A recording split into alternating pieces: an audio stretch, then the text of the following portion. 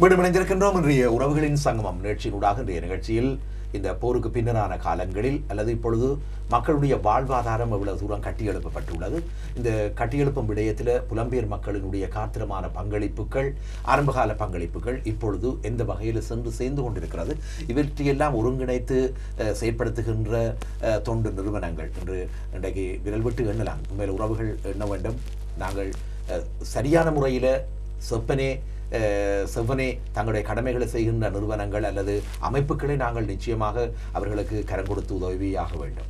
இன்றைக்கு அவ்வகையான சிவனர்கள் இல்லம் அல்லது டாக்டர் சர்வேஸ்வரனுடைய ஆர்ஆர் என்ற ஒரு அமைப்பு, இதுபோன்று பலவற்றை நாங்கள் எண்ணலாம். குறிப்பிடக்கூடியது இன்றைக்கு டாக்டர் சர்வேஸ்வரனுடைய ஆர்ஆர் அமைப்பை சொல்வதற்கு காரணம், இன்றைக்கு பாடசாலைகள் கட்டப்பட்டுள்ளன. இன்றைக்கு பெரும் பாடசாலைகள் அல்லது பெரும் வைத்தியசாலைகள் இடிக்கப்பட்ட நிர்மூலமாக்கப்பட்ட வைத்தியசாலைகள் கட்டியெழுப்பப்பட்டு பல ஓடுகளை விடுதிகளை நிறுவி இன்றைக்கு பெரும் சேவையாற்றி வருகிறது. எனவே இவற்றுக்கு நாங்கள் மகத்தான உதவிகளை நல்க வேண்டிய தேவை இருக்கு. மற்றது இன்னொரு பக்கம் நாங்கள் சிந்திக்க வேண்டும். போலியான முறையில் செயற்படுபவர்களையும் நாங்கள் இனம் கண்டுகொள்ள வேண்டும். சில வேளை அவர்களுடைய செயற்பாடுகளால் சில வேளையில் மனமுடைந்து போகிறவர்களுடைய செயற்பாடுகளை தடுப்பதற்கு நாங்கள் பெற வேண்டும்.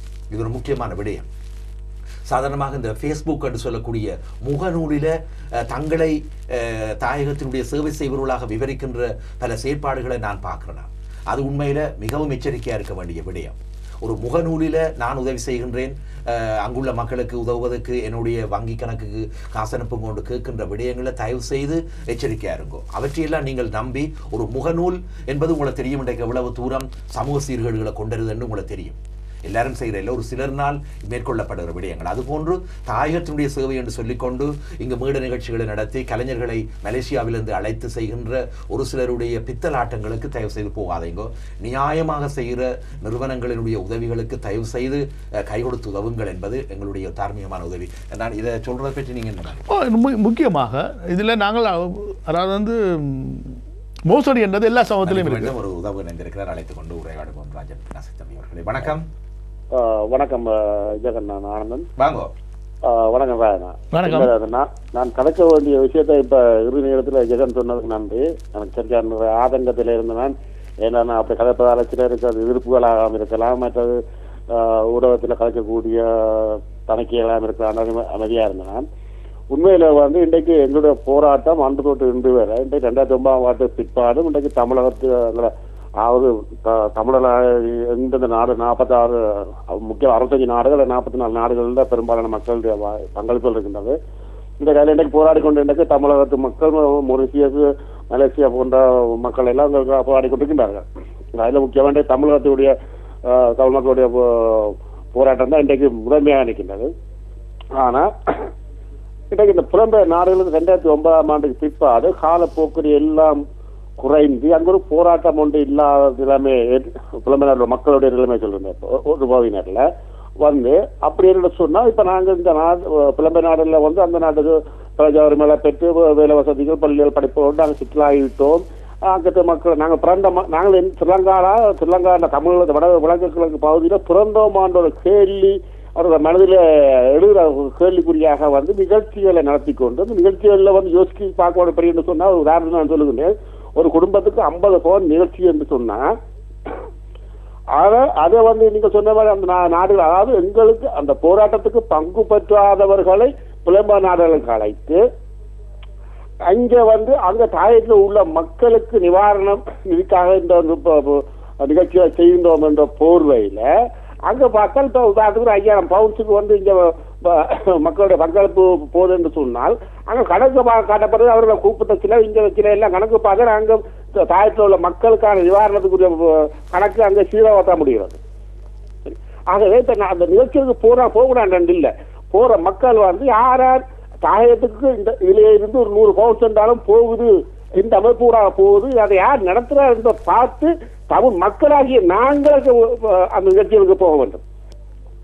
அதாவது நடத்துவதில் நாங்கள் தவறு இல்லை, போற நாங்கள் சரி செய்யப்பட வேண்டும். இது உண்மையில இது நடத்துபவர்கள், அதாவது ஜெகன் நடத்துகிறார் என்று சொன்னா இது தாயகத்துக்கு இது போய் சேரும்.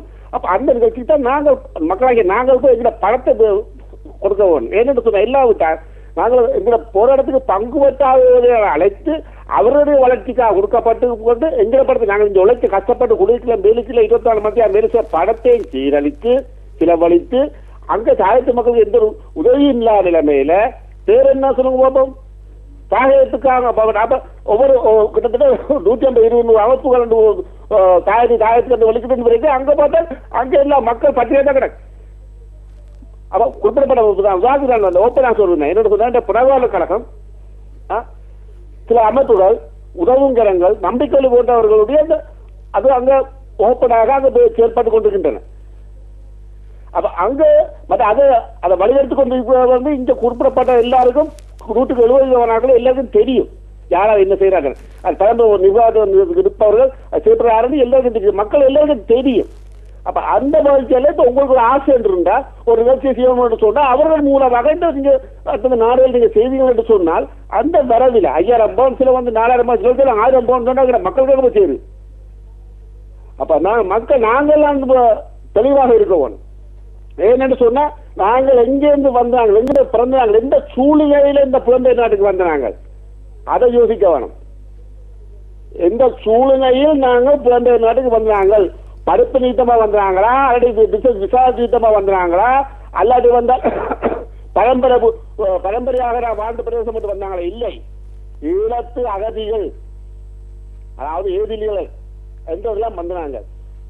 அதை நாங்க மறக்கக்கூட. அங்கே உள்ள அந்த மக்களுடைய ஆயுதம் போராடாத மக்கள், தமிழ்நாடு பிறந்த ஒரு குற்றத்துக்காக பிறந்த அந்த மக்கள், அந்த இனத்தின் விடுதலைக்காக போராடின போராளிகள், அந்த போராளிகள் தலைமை வாங்கின அந்த தலைமைகள் அவர்களுடைய ரத்தத்துக்கு மேலதான் கட்டுநாயக்க ஏற்பாட்டை விட்டாங்க வெளியே இருந்தாங்க. ஏன் பண வசதி படைத்தவன் ஐரோப்பிய நாடுகளுக்கு வலிக்கிட்டான், 1 லட்சம் ரூபாய் அந்த ஸ்ரீலங்கா காசு இருந்தவன் ஐரோப்பிய நாட்டுக்கு வலிக்கிட்டான், 1.5 லட்சம் ரூபாய் இருந்தவன் கனடா அமெரிக்கா போன்ற ஆஸ்திரேலியா நாடுக்கு வலிக்கிட்டான், 30,000 50,000 உட்பட்டவன் பிலிஸ் நாடுக்கு வலிக்கிட்டான், 4,000 ரூபாய் வருமானம் இல்லாதவன் அந்த மனித செத்து மடிந்தான், சாவுறது பல போராடி இந்த மண்ணுக்கான சாவு போராடினான். யோசிச்சு பார்க்கணும் நாங்கள் இந்த நிலைமை நாங்கள் வந்தாங்க என்று சொல்லி அவர்களுடைய ரத்தத்தில தான் நாங்கள் இன்றைக்கு பிளந்த நாட்டிலே கால் கொண்டு சமர் என்றால் ஏசியும் பிந்தர் என்றால் கீட்டிலையும் வாழ்கிறோம். அதை நாங்கள் யோசிக்க வேண்டும். என்ன ஒரு விஷயம் இருக்கு சொன்னால் அங்கே எமது உறவுகள் இருக்கின்றன, உமது தாய்தேப்பன் இருக்கின்றது, உமது சகோதரங்கள் இருக்கின்றது, இந்த சொந்த பந்தங்கள் இருக்கின்றது. அதை யோசிச்சு பார்க்க வேணும். நீ விடுதலை அடைந்தா காரி நீ தப்பி வெளிநாட்டுக்கு வந்து இந்த குடும்பம் வந்து செட்டில் ஆகிட்டு உனக்கு உயிராபத்து இல்லை என்று நீ இருந்தா மட்டும் அது போராது. அங்க இந்த உறவுகளும் அங்கே எந்த நேரமும் கொல்லப்படலாம், எந்த நேரமும் சிறைக்கப்படலாம், எந்த நேரமும் மாணவங்கப்படுத்தப்படலாம்.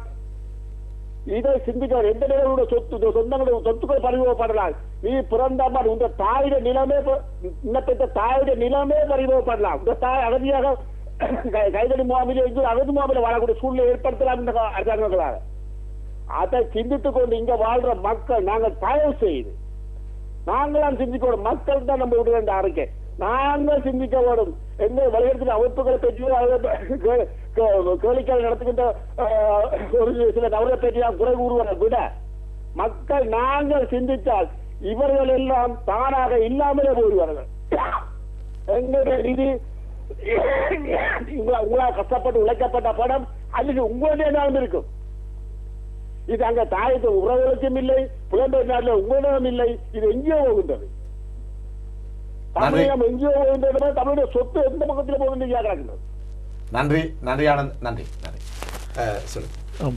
இல்லை என்னென்னு சொன்னால் அந்த பெண்கள அவலம் பார்க்கக்குள்ள இப்போ பல ரிசீட்டுகள் எல்லாம் காட்டி கொண்டு வந்தார்கள். இப்போ நாங்கள் என்ன ஒரு பெண் விண்ணப்பம் போட்டிருக்கிறா, தன்னை கணவரம் இருக்குது 4.5 லட்சம் ரூபா பெருமையான நகையை அடைய வச்சிருக்கிறா. 1 லட்சத்தை வச்சா இப்போ இந்த 1 லட்சத்தை வச்சா கிழக்கு மாவட்டத்தை சேர்ந்த ஒரு மணி அவரோ பெரிய பங்களிப்பை செய்த ஒரு மணி. இது வந்து ஒரு வாசி என்ற கிளிநொச்சியில் இருக்கிற 4 பிள்ளைகள 5 பிள்ளைகள தாய் கணவனை விவாகரத்தம் செய்துட்டா.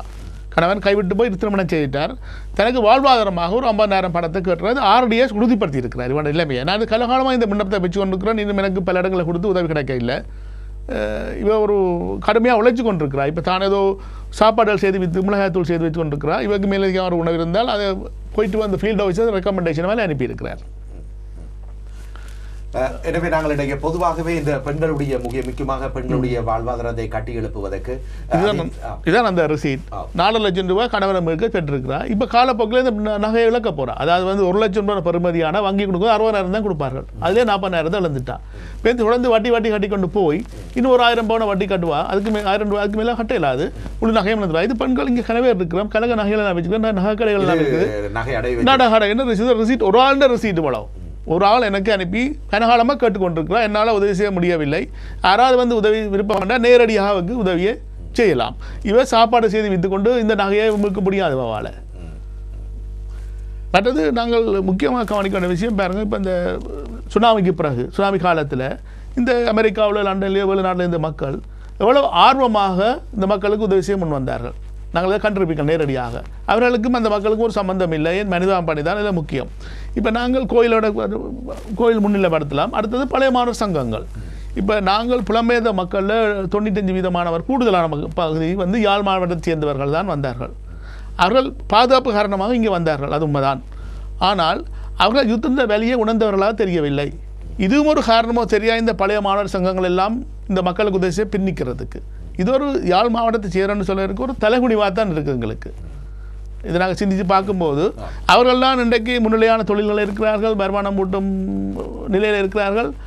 அந்த யுத்தத்தை முகம் கொடுத்த மக்கள் இன்றைக்கு கஷ்டப்பட்டவர்கள் தான் இருக்கிறார்கள். இதே பழைய மாணவர் சங்கங்கள் தாங்கள் ஒரு சில சங்கங்கள் உதவி செய்கிறார்கள். மற்ற சங்கங்கள் முன்னிலைப்படுத்துவீர்கள் என்றால் அடுத்த கட்டமாக இவர்களும் உதவி செய்யலாம். நிச்சயமாக அந்த வகையில் தேவையான முக்கியமான விடயங்களை திரு ராஜபினாசியம் பேர் கூறியிருக்கின்றார்கள். எனவே இதில் அள்ளி வழங்குபவர்கள் ஒரே நிலையில் உள்ள, அதாவது ஒரே மாதிரியானவர்கள் தான் இதில் கொடுத்து கொண்டே இருக்கிறார்கள். அதான் எனவே புதிதாக இணைந்து கொண்டால் இன்னும் அதனுடைய பலத்தை நாங்கள் சேர்க்க முடியும். இல்லை, நேர்கள் வந்து இந்த கனகால் நாள் தொலைச்சியில் 2 வருஷம் வந்து கதைச்சிருக்கிறான், பெரிய உதவிகளை கொடுத்துருக்கிறார்கள். பல மக்கள் வந்திருக்கிறார்கள். நீங்கள் உங்கள் கடமையை ஒரு ஊடகங்களுக்கு முன்னுதாரணமாக செய்து கொண்டிருக்கிறீர்கள். அப்போ மக்கள் மட்டத்தில் நீங்கள் இந்த வேலை திட்டங்களை அறிமுகப்படுத்துகிறீர்கள். இது அவற்றை கடமை சரியான முறையில் அடையாளம் கண்டு உதவி செய்வது. இதில் நாங்கள் இந்த தொழிற்சாலை என்ற விஷயத்தில் கொஞ்சம் காட்டுவோம். இந்த தொழிற்சாலைகள் விஸ்தரிக்கப்படக்கூடிய வாய்ப்புகள் இருக்கின்றன. இந்த கிளிநொச்சி தொழிற்சாலை போட்டும்போது பல சவால்களை முகம் கொடுத்தோம் நாங்கள். ஈவன் டீசலில் தான் எங்களுக்கு கரண்ட் செய்யக்கூடிய ஜெனரேட்டரில் இப்போ 3 ஃபேஸ் கரண்ட் வந்தது கிளிநொச்சியில். அப்போ எங்களுக்கு நியாயமான செலவு குறைவு. இது சரியாக வந்து அதில் மற்றது நாங்கள் பேக்கெட் பண்ணி இந்த உளுந்து சோளம் பயரை லோக்கல் மார்க்கெட்டையும் விற்று கொண்டு இருக்கிறோம். அடுத்த கட்டமாக 3 போசாவுக்கு ஈடான ஒரு சத்துணவை அறிமுகப்படுத்தி இருக்கிறோம்.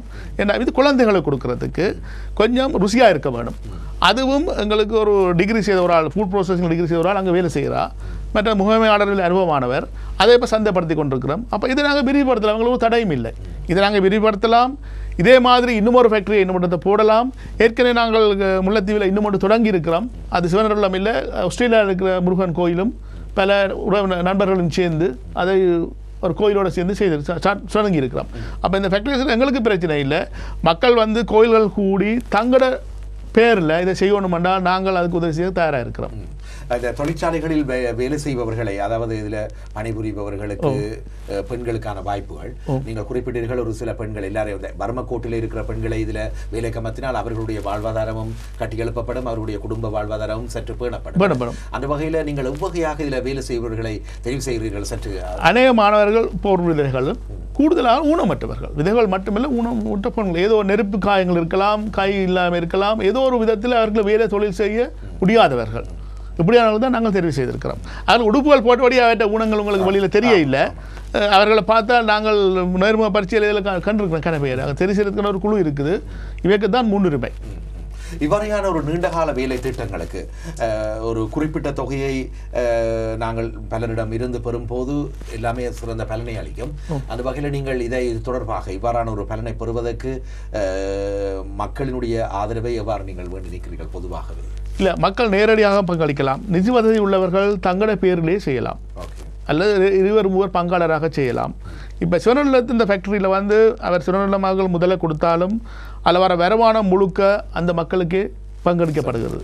அந்த விஸ்தரிக்கப்படவும் பங்களிக்கவும் செய்வது.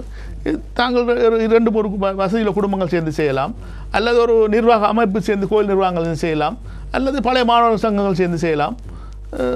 நாங்கள் உதாரணங்களை வழிகாட்டியே சாதாரணமாக இந்த தொழிற்சாலையின் மூலம் வருகின்ற உற்பத்தி நீங்கள் சொன்ன மாதிரி சந்தைப்படுத்தும் போது பெறுகின்ற அந்த தொகைகள் அல்லது அதனுடைய வருவாய்களை எவ்வாறு அதை நிர்வகிக்கக்கூடிய அங்கே ஒரு முகமாளர் இருக்கிறார், அக்கௌண்ட் செய்கிறதுக்கு ஒரு ஆள் இருக்கிறார், மேற்பாளர் அவர் ஒரு என்ஜிஓவில் வேலை செய்ய இருக்கிறார். அப்போ இதுவும் சரியான முறையில் அங்கே கடைபிடிக்கப்படுகின்றன. எனவே எந்த விதமான பிறழ்வுகளும் அங்கே ஏற்படுவது இல்லை. அங்கே எல்லாத்துக்கும் ரிசீட் பட வேணும், எல்லா டாக்குமெண்ட்ஸும் அங்கே ரெடியாக இருக்குது. இப்போ கலனையும் அறிமுகப்படுத்திட்டோம். இல்லை, நான் கூறுவது என்னென்னு சொன்னால், நாங்கள் இது ஒரு சாதாரணமான ஒரு மூலதனத்தை நாங்கள் எல்லாருமே சேர்ந்து அளிப்பமாக இருந்தால் அந்த மூலதனத்தினால் கட்டியெழுப்பப்படுகின்ற இந்த தொழிற்சாலைகளோ பேக்கரியோ இது போன்ற வெதுப்பகமோ என்ன வேணும், நாளைக்கு அவையினுடைய வருமானத்தை அவர்கள் தங்களுடைய உற்பத்தியினால சரி செய்து கொள்வார்கள். அவர்களுக்கு நாங்கள் தொடர்ந்து சேர்த்து இந்த பேக்கரி எல்லாம் தன்னறவே கண்டுட்டுது. இந்த பேக்கரிக்கு ஒரு வித செலவும் எங்களுக்கு இல்லை. இப்போ அவர்கள் மாதாந்த வருமானம் கிடைக்குது, பிள்ளைகள் சத்துணவு கிடைக்குது, விசாரித்தால் கூடியான மக்களுக்கு பங்களிக்கப்படும். காணிகளை எவ்வாறு பெற்றீர்கள்? முதல் காணி நாங்கள் வாடகைக்கு தான் எடுத்திருந்தோம். தற்போது இப்போ எங்களுக்கு அங்கே ஜி என்ற உதவியால் 99 வருஷம் லீஸில் கிடைக்கப்பட்டிருக்கு. அதான் நாங்கள் அதை வேறு இடத்துக்கு கொண்டு போகிறோம். இந்த காணிகள் தான் ஞாபகம் வருது. சாதாரணமாக இன்றைக்கு வீடுகற்ற நிலையில் இருக்கிற மக்களுக்கான இதுகள், அதில் பாதிக்கப்பட்ட எங்களுடைய மக்களாக இருக்கலாம், அல்லது போரினால சுமைகளை சுமக்கின்ற மக்களாக இருக்கலாம், அல்லது முன்னாள் போராளிகளாக இருக்கலாம், அல்லது இன்றைக்கு அரசியல் கைதிகளினுடைய குடும்பங்களாக இருக்கலாம். சாதாரணமாக ஒரு இந்த காணிகள் விடயத்தில் இங்குள்ளவர்களுக்கு அங்கு உள்ள பல காணிகள் இருக்கலாம், அல்லது வேண்டி கொடுக்கக்கூடிய வகையும் எங்களுக்கு இருக்கின்றது. அவ்வகையாக காணிகளை பெறும்போது அங்கு அவர்கள் வீடு அமைப்பதற்கு பல பேருக்கு இந்த பிரச்சனை இருக்குது. நீங்கள் கேட்ட ஒரு நல்ல கேள்வி. மிஸ்டர் சிவாஜிலிங்கம் என்னோட காட்சி ஒன்று வந்தால் தான் ஜெர்மனி போது பல பேர் கேட்க போகிறேன். அதாவது வன்னி பகுதியில் இருக்கிற காணிகளோ யாழ்ப்பாண மாவட்ட காணிகளோ பிரித்து இந்த மக்களுக்கு கொடுக்க சொல்லி, அதை விட எண்ணற்ற பலர் விண்ணப்பிச்சிருக்கிறார்கள். எங்களுக்கு 5 லட்சம் ரூபாய் பெறுமதியான பணத்தை வீட்டு திட்டத்தில் பெற்றுக்கொள்ளலாம், ஆனால் ஒரு காணி இல்லை, எங்களுக்கு ஒரு காணி வாங்க உதவி செய்யுங்க உண்டு. முக்கியமாக ஒருவர் கேட்டு ஒரு ஊனமட்டவர் மட்டக்களப்பில் சேர்த்து நாங்கள் அவருக்கு காணி வாங்கி கொடுத்துட்டோம். இன்னும் ஒரு அரசியல் கைதி ஒருத்தர், அதாவது அவர் லைஃப் சென்டென்ஸ், அது வாழ்க்கை முழுக்க கைதியாக இருக்க போகிறார். அவர் விடுதலை செய்து சந்தர்ப்பில்லார். 18 வயதில் சிறுவர் போராளியாக இருக்கும்போது கைது செய்யப்பட்டவர். இப்போ 36 வயது திருநாவாத்தன இளைஞர். இப்போ கூனி குறுகி நோயாளியாக போய் இருக்கிறார். ஐயா, என்னை நீங்கள் விடுதலை செய்ய முடியாது, என்னோட சகோதரி ஒரு போர் விதவை, அவள் என்ன அம்மா பராமரிக்கிறா, அவருக்கு வீட்டுத்திட்டம் கிடைக்க முடியாத காரணம் ஒரு காணி இல்லை, ஆகுன்னா 2 லட்சம் ரூபா வரும். இந்த காணியை வாங்கி கொடுத்தீங்கள் என்றால் எனக்கு போது, நான் வேறு ரெண்டும் உங்கள்கிட்ட கேட்கல. அவர் பல காலமாக எனக்கு கேட்டுக்கொண்டிருக்கிறார்.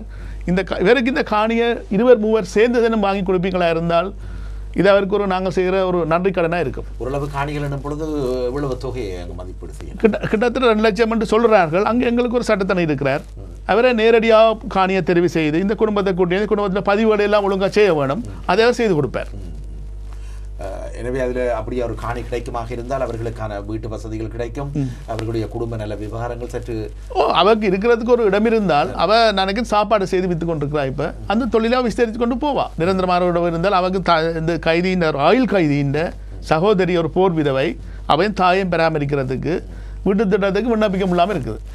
எனவே நாங்கள் இவற்றை கருத்தில் கொண்டு செயற்படும். பொதுவாக நீங்கள் இதில் நன்கு அனுபவப்பட்டவர் அல்லது நீங்களும் சற்று எல்லாவற்றையும் கற்று உணர்ந்தவர் என்ற அடிப்படையில் ஒரு கேள்வியை கேட்கலாம் என்று பார்க்குறேன்.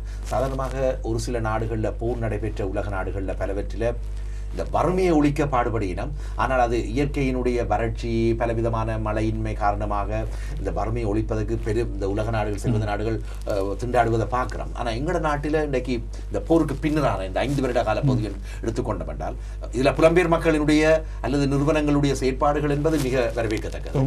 அதற்கப்பால் வறுமை என்ற நிலை அல்லது வறுமை கோடு என்ற நிலை எங்களுடைய இந்த 5 வருட கால பகுதியில் இவ்வளவு தூரம் சீர் செய்யப்பட்டு இருக்கிறது என்பதை பார்க்குறீங்களா, இல்லை சீர் செய்யப்படலாம் நாங்கள் என்று எதிர்பார்க்கிறோம்? இல்லை, நாங்கள் எங்களுக்கு என்னால் செய்யக்கூடிய அளவு நாங்கள் செய்யவில்லை. ஆனால் மக்கள் ஒரு 20-30% முன்னேறி இருக்கிறார்கள்.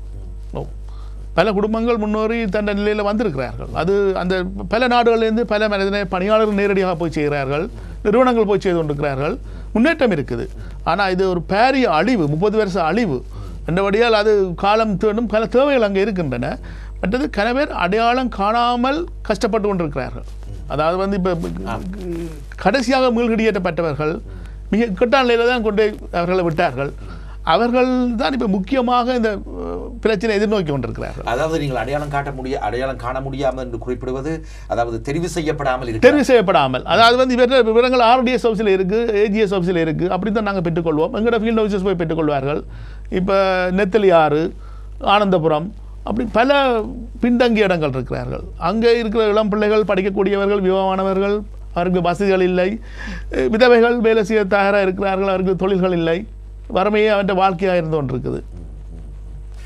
எனவே இந்த தெரிவு செய்யப்படும் விவரத்தில் உண்மையிலேயே சிவனருள் இல்லமாக இருக்கலாம் அல்லது சர்வேஸ்வரனுடைய ஆர்ஆர் அமைப்புகள் எல்லாம் அங்குள்ள பல பணியாளர்கள் மூலமாக மூலை முடுக்கெல்லாம் சென்று யார் யார் கஷ்டப்படுகின்றார்கள் என்ற ஒரு திரட்டிய விவரத்தை நாங்கள் இந்த நேரத்தில் சிறப்பாக குறிப்பிடலாம். அங்கே ஏஜியாக இருந்தவர் ரிட்டையர் இருக்கிறார்கள், எங்களுக்கு சில மருத்துவர் உதவி செய்கிறார்கள், பல்கலைக்கழக மாணவர் உதவி செய்து கொண்டிருக்கிறார்கள், பல தரப்பட்டவர்கள் உதவி செய்கிறார்கள், பணி தலைமை ஆசிரியர் உதவி செய்து கொண்டிருக்கிறார்கள், கிராம சேவை மூலம் ஏஜிஏ மூலம் பெற்றுக்கொள்வார்கள். பட் ஆர்எஸ் பதிவு இருக்கிறது, அதை நாங்கள் திரும்ப சீர் செய்து கொள்ளலாம்.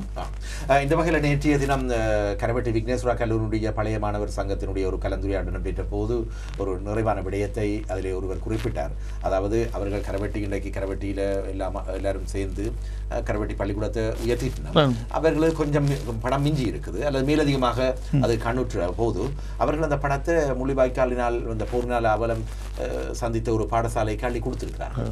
இது இந்த பழைய மாணவர் சங்கத்தினுடைய ஒரு முன்மாதிரியான நடவடிக்கை. இதுபோன்று இன்றைக்கு நாங்கள் மேலதிகமாக எங்களிடம் பணம் வரும்போது நாங்கள் சற்று சரிவை சந்திக்கின்ற இடங்களுக்கு நாங்கள் கொடுக்கலாம். இதில் என்ன, அதை விக்னேஸ்வர பாடசாலை மிகப்பெரிய பாடசாலை இல்லை, அப்படி இந்த மாதிரி உணர்ந்து செய்கிறார்கள். அதே மாதிரி நயனாதீவில் ஒரு பாடசாலை, முல்லைத்தீவில் ஒரு பிள்ளைகளுக்கு சைக்கிள் வாங்கி கொடுத்தார்கள்.